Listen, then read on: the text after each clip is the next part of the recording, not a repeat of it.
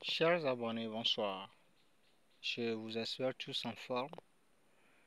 Ici, la voix du promoteur de Saveur Santé. Nous sommes basés au Togo.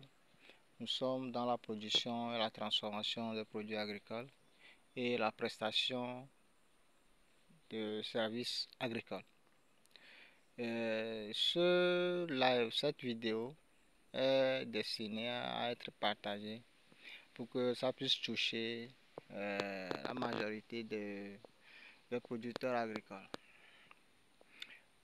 Au cours de la semaine, il y a beaucoup d'activités que nous réalisons sur le terrain.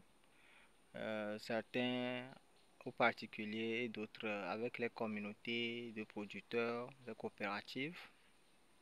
Et donc, dans le week-end, comme aujourd'hui le samedi, c'est un bon moment pour nous de faire un suivi à tête reposée pour voir tout ce que nous faisons. Quels résultats ça commence par donner, où est-ce qu'on doit corriger, où est-ce qu'on doit améliorer. Et dans cette routine, je tombe sur quelque chose qui a attiré mon attention. Et je pense bien que en diffusant ce message, ça pourrait changer quelque chose.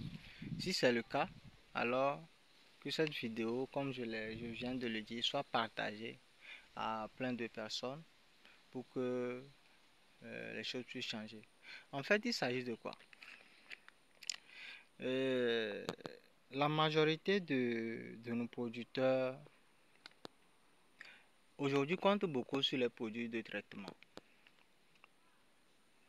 Et donc, le minimum d'activité d'entretien réalisé sur une plantation avant de se lancer dans l'utilisation des produits de traitement, des pesticides, sont carrément négligés.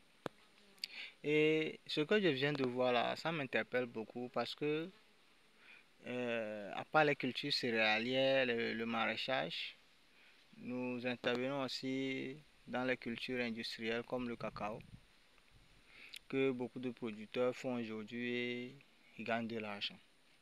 Mais la culture du cacao aussi est un peu complexe, surtout quand on ne maîtrise pas, on n'arrive pas à gérer les maladies.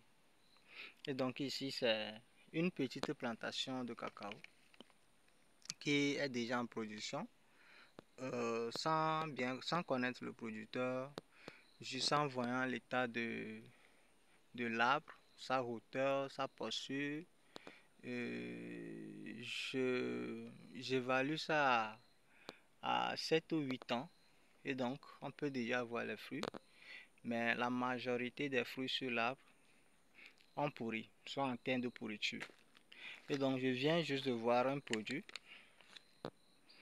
que la personne a utilisé, mais ce qui a attiré mon attention, ce que je trouve qu'on peut corriger, c'est que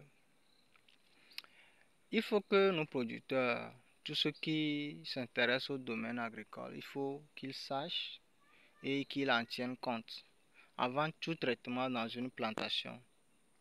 Il est vraiment très important d'effectuer le minimum d'entretien. Et donc je vais m'approcher un peu de la plantation. Ça c'est une cabosse de cacao qui a atteint de la pourriture. La pourriture a même tout ravagé. Il n'y a plus rien à l'intérieur. Ces fruits-là, on peut les trouver en centaines sur ce plan, bien en cinquantaine sur ce plan. Et aussi, il y a des gourmands, il y a des parties de branches qui sont sèches.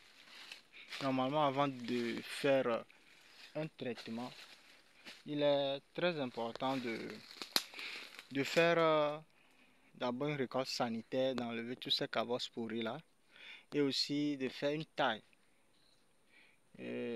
pour que déjà le traitement puisse être efficace, puisque pour que le produit puisse toucher juste les parties utiles.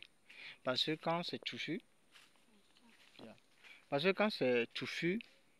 une partie qui ne va pas bénéficier du produit aussi va prendre une grande partie, donc va réduire la quantité que le produit doit normalement recevoir.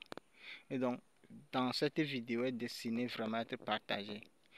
Il ne s'agit pas juste de la culture du cacao, de la plantation du cacao, mais il s'agit en majorité de toute culture que nous faisons et sur lequel nous faisons des traitements.